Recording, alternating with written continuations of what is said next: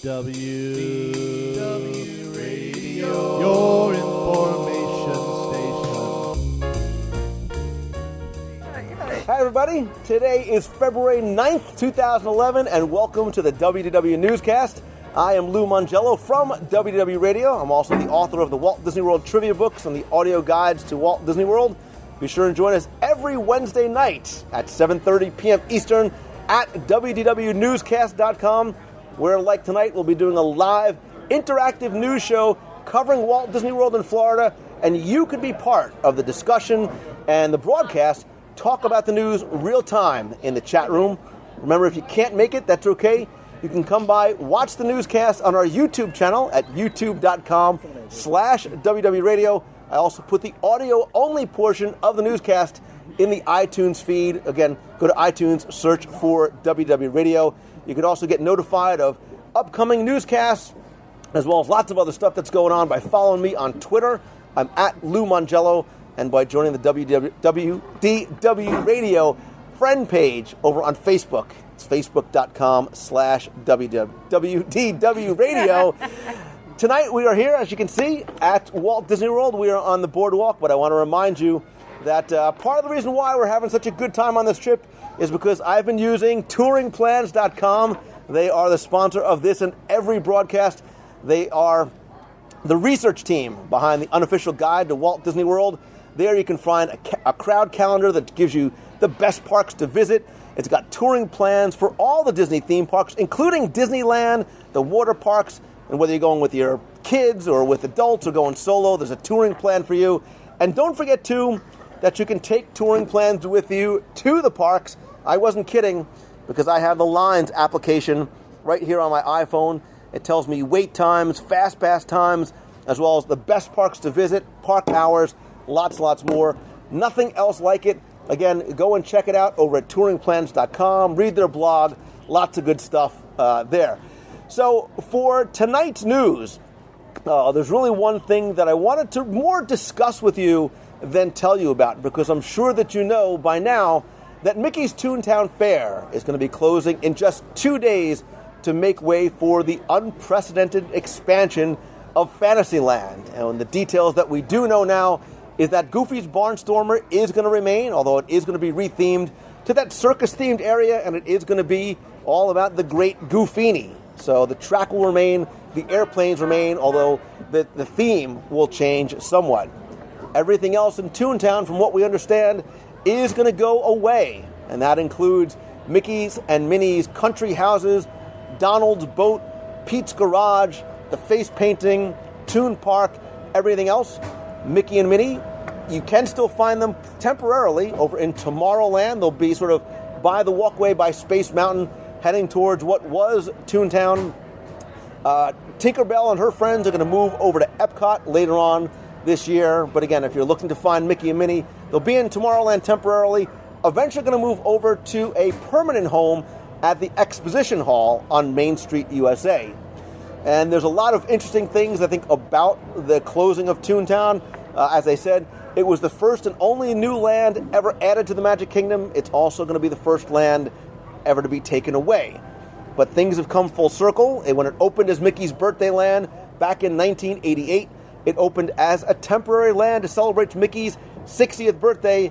It only took about 20 some odd years before they finally got around to closing it down. So it went from that temporary location to something more permanent, and now finally Toontown is going away. And I talked about the closing of Toontown actually this morning on Fox 35 Orlando. I've also put the question out on Facebook and Twitter. And tonight in the newscast, I want to hear from you in the chat room. I want to hear your thoughts and your feelings about the closing of Toontown. Is it something that you're happy to see go? Is it a place that you visited? Is it something that you as adults maybe got to appreciate more than most others? Because I think a lot of people lost sight of the fact that while it was geared towards kids as a place to play, a place to meet their favorite characters, because that really was the genesis of Toontown coming in, because people needed to find a place to find Mickey and Minnie. I think there was a lot of details for adults to see. There was a lot of great throwbacks and homages to early animation, but now that is all going away. what I have found, and again, I've been watching on Facebook and Twitter, and again here in the chat, is that people are very, very divided about. To some, it's the loss of Toontown. To others, it's the gaining of the expansion of Fantasyland. I analogized it this morning on Fox when I said, it's like the ex-girlfriend. You don't really realize what you have. You don't start to appreciate it until she tells you that she's leaving. And then you're like, wait, whoa, I love you. Come on, I'll come visit you every day. So it's, it's like Toontown. It's like the Adventurers Club, where people said, hey, I would have gone to Toontown more now that it's going away. Andre Willie is asking if it's too late to get the 20,000 Leagues subs back. Same thing with Mr. Toad. A lot of people were sad to see Toad go. Sammy K, other people are saying they can't wait for the new stuff. Other people are saying they would have liked to have spent more time in Toontown now that they understand more. A lot of people do look forward to the changes that are on the horizon. But I think, too, a lot of people thought about Toontown as a place that was just for kids. Stephanie and Larson are here with us tonight. What were your thoughts about Toontown closing? The only thing that I ever remember about Toontown was when it was Mickey Starland and seeing a show, that Disney afternoon show. Okay. So you saw more. Yeah. So you saw like the DuckTales kind of Rescue Rangers. And so as an adult, Bears, you never felt compelled to go back. What about you? When I was a kid, I used to love going to Toontown Fair in the mornings when Magic Kingdom was empty. So we'd go we'd wake up really, really early, and my brother and I and my parents would go. And I remember doing Barnstormer, and I remember before Barnstormer was there, but I also remember playing in DuckTales, in Donald's ship, and I'll miss that. But at the same time, I've outgrown it. Right. I personally, now when we go through, I always just feel like it's too crowded. It's not what I'm excited to see what's next. So I have memories from it, but I'm excited to see what new memories will come from. And I think that's what a lot of people feel, is that they're excited to see what is next. They're looking to see what's on the horizon, because I think a lot of us have built in this faith in Disney and knowing that what is coming is going to be something hopefully pretty spectacular. I think it's going to appeal to a wider audience maybe than Mickey's Toontown did. A lot of people have been asking, both in the chat here and on Twitter and Facebook and emails, and even this morning, specifically about Mickey and Minnie's houses. That sort of was the cornerstone of Toontown. Some people liked going through. There was a lot of great gags and puns in there. And there was a lot of discussion initially when they talked about Toontown closing. Some of them were saying, yeah, Mickey and Minnie, don't worry, Mickey and Minnie's houses are not going to go away. There was speculation that they might go to Disney's Hollywood Studios. What I'm understanding now is that everything is going away except for the train station, which is going to close as well. Once Toontown closes, there no longer will obviously be a station stop there until it reopens as Fantasyland. But the houses are going to go away because they're saying the permanent home is going to be at Exposition Hall. So that's going to be interesting, too, to see how that is going to impact and affect guests going to find Mickey right on Main Street. I think a lot of kids might not get past, going under the train tracks and going right into Exposition Hall in order to start meeting the characters that they're seeking out first. People are saying, yeah, they loved going through Mickey's and Minnie's house. Somebody's asking about Disneyland's Toontown being leveled. That is not going to happen. It's a completely different sort of animal out there than it is here. Toontown in Disneyland is where they lived. Here is where they just vacation, so it's okay if they're gone. Somebody said to put Toontown where Honey, I Shrunk the Kids is over at Disney's Hollywood Studios. Over on Facebook, I was looking at some of the comments earlier today as well, too, when I put this question out. And again, it was very interesting. Some people said that they were going to miss the houses. Other people said it's definitely time for a change. Can't wait to see how it all develops. Also people said, again, it was very, very sad. As much as I love the houses, it's time for a change. So I'm surprised, pleasantly surprised, as to how much of a split there really is. I think a lot of people are happy that the Barnstormer is going to stay. It's a great attraction for kids, especially that are maybe not tall enough like myself, for the big boy roller coasters, and again, not quite as scary as some of the other attractions they can't make on as well. Let's see what other people in the chat room saying. Scott Otis, who's on the opposite side over there, come over here and tell us, what are your feelings about the closing of Mickey's Toontown Fair? I know that it's something you pretty much ran to first thing in the morning as well. Usually first thing in the morning, just to see all of my favorite characters, Mickey, Minnie, Pluto, and all the rest. But, with what is coming in, I'm actually okay with this. It was meant to be something permanent, temporary originally. So I think with what we're getting in its stead, I think this is a good change. So a lot of people are asking about what's going to happen to the houses. I think even Jackie this morning said, we're going to start to see the houses on eBay, and I wonder if it's something that they're going to demolish. I mean, I'd love to get some props from, if you have any pull, I'd love to get maybe one of the pictures off the wall or Minnie's phone or anything. They'll probably save as much of the little stuff as possible. The houses themselves, we have a good construction company here that will make better stuff. The houses themselves, probably we don't need those. But, with the destruction of those, we'll get better things. I saw Mark asked in chat if, this section of Fantasyland is really going to be less about princesses and villages. It's really going to be sort of the circus-themed area.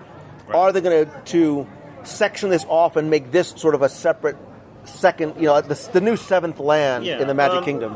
What I could tell just from looking at the map, it definitely does look sectioned off. It'll still be part of Fantasyland proper, but it'll be definitely a separate segment of Fantasyland, just like the Caribbean Plaza is a separate part of Adventureland. Right. So it'll be kind of like that, I would imagine. It won't be blocked off separately on the map as same, but it's going to be obviously very differently themed. It appears that way, right? I just saw Jeremy said, some of the props in the houses will likely be heading out to the Disney archives. That makes a lot of sense. Sure. They'll take some of those things they'll have their pick of which things they'll choose. Which is a pretty good gig. If you're Becky Klein from the archives walking in and saying, I want yes, no, yes, no. So a lot of good stuff that they can certainly save there as well. Crisby 2000 said, I feel like Disney listened to the outcry of people who complained that the original plan for the expansion was much too much about Tink and princesses. Crisby, I wholeheartedly agree. And I applaud the Disney company for doing that because it shows that they are listening, and not listening just to guest surveys from people who are coming in the parks, but something that they couldn't do 10 years ago, which is listening to the online community, which is certainly very vocal. They do have a forum and forums to voice their opinions in. Unfortunately made those changes before they started doing massive construction of some of the buildings they originally had planned. They added the mine cars, though. They did add the mine cars, and I think I think that's going to be one of the best additions because it not only brings in a new attraction, but it's going to be a new attraction that's going to appeal to a wide audience. It's going to be for boys and for adults as well. Because I'm looking forward to it. And the other thing, too, it's a different type of attraction as well because of the ride vehicles that they're going to be using. And can you keep it down back there? We're trying to broadcast here. So this is one of the nice things about being on the in the boardwalk is that you do get all the ambient sounds.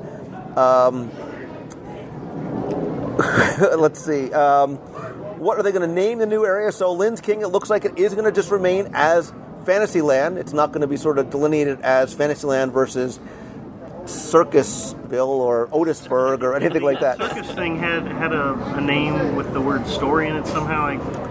Do you remember what that was? The Circus McGurkus. That's Dr. Seuss. Yeah, I don't know.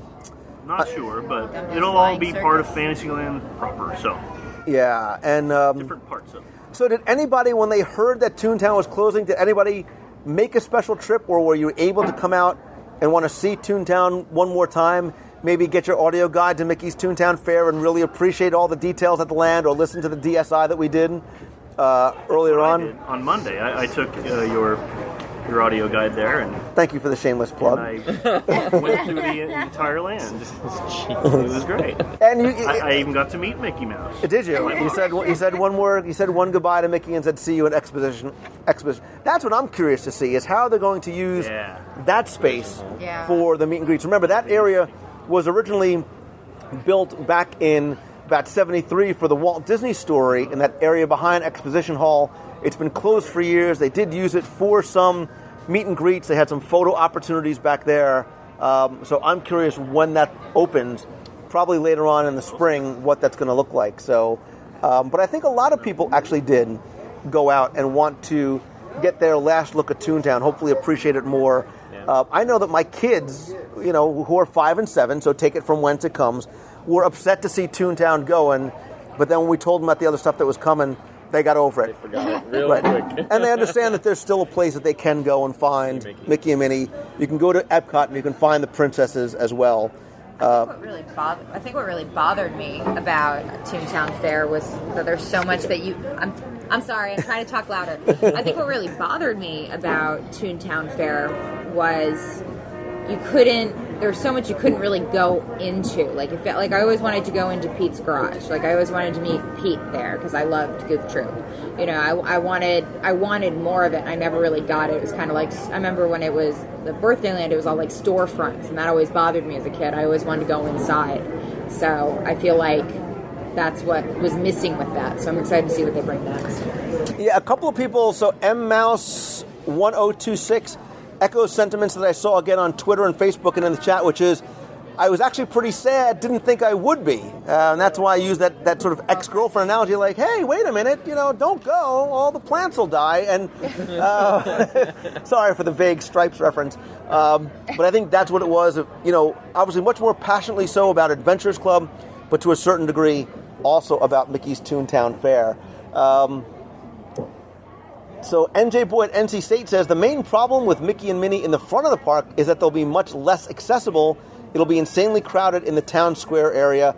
Again, NJ Boy, I want to see how that queue area is going to work, because believe it or not, Exposition Hall and the old Walt Disney Story area does go pretty far back. So it'll be interesting to see. I don't know that it's going to necessarily spill out into Toon Square proper, but by the same token, Town Square now is a place, especially early in the morning, that you do get to meet a lot of characters. They are scattered about the perimeter as well as in the center. So now that is going to be sort of the de facto area to meet all the characters, not necessarily on a schedule. It will create a bottleneck. Is going to be interesting to see, and if so, how are they going to be able to adjust? There won't be a line. There won't be a line at Splash Mountain or Thunder Railroad. That's right. Think about it that way. Crisby 2000 also said that they always found Fantasyland itself to be lacking a bit of magic and theming. I hope the makeover injects a healthy dose of theming. I think you're right, because if you deconstruct Fantasyland in its current state, it really is just sort of a straight shot from the teacups over to the Skyway to Tomorrowland Station. What you're going to get with Fantasyland is not only much more theming, but it's going to be dimensional theming. You're going to have mountains, you're going to have little bridges, you're going to have water effects. So it's going to add a lot more to the space. You're going to get that sense that you're walking through a village as opposed to walking from attraction to attraction. So that really, for me, is one of the biggest parts, that when you come through the castle, the reveal isn't going to be just the castle anymore. The reveal is going to be the Fantasyland that you see behind it. And I can imagine looking over, it's not Cinderella's carousel anymore. In the divorce, I guess she gave it to the prince. Looking over the carousel, you'll be able to see mountains in the distance. And that's what I'm looking to see as well, is that reveal as well. Jimmy Kenny, I too wish the Skyway was still there, because imagine those views that you would get of Fantasyland and Tomorrowland. It was a shame to see that go. I understand why it went away, at the very least for operational purposes. But again, Dustin says they can do a lot more now with the level of theming. I agree. And I think you're really going to get a sense about... Because, if you look at Fantasyland now, you are within those castle walls, but I think most guests don't understand it. You will really get the sense that you are being transported into another area, much like I think that you get when you go over to Adventureland. So, again, just interesting, and I wanted to get your guys' opinions on whether you consider it the loss of Toontown or the gaining of the extra space for Fantasyland, how you felt, maybe how your kids felt as well. I'd love for you to continue the conversation in the YouTube channel. It's youtube.com/WDW Radio. You can comment over there as well. Also, feel free, you can email me at lou@wdwradio.com or call the voicemail at 888-703-2171. Leave your comments about Toontown there as well. Also, don't forget to come by and check out the podcast every week over at wdwradio.com or in iTunes. There's also a blog, forum, photo galleries, new videos pretty much every week. Just posted a lot of videos about the Dream. There you can also order signed copies of my Walt Disney World trivia books and the audio guides, including to Mickey's Toontown Fair on CD, and all kinds of links to how you can connect with me and the show, Twitter, Facebook, YouTube, lots more. I want to say thanks again to my friends who joined me tonight. Mr. Scott Otis on the opposite side of the computer over there. He, of course, has to get his FaceTime in. Say hello. Good to see everyone. Stephanie and Larson, soon to be Mr. and Mrs. Stephanie and Larson. Look forward to following you guys along on your adventure to wedded bliss, as it were. That's going to do it for this week's show. Again, don't forget, every Wednesday, 7:30 p.m. Eastern at WDWNewsCast.com. There you can find the live show. Come by, join us and chat. Otherwise, watch the videos and comment over on YouTube. So until next time, thanks again for watching, everybody. Thanks again to my sponsor, touringplans.com. Go check them out and download the Lions application as well. So until next week, see ya.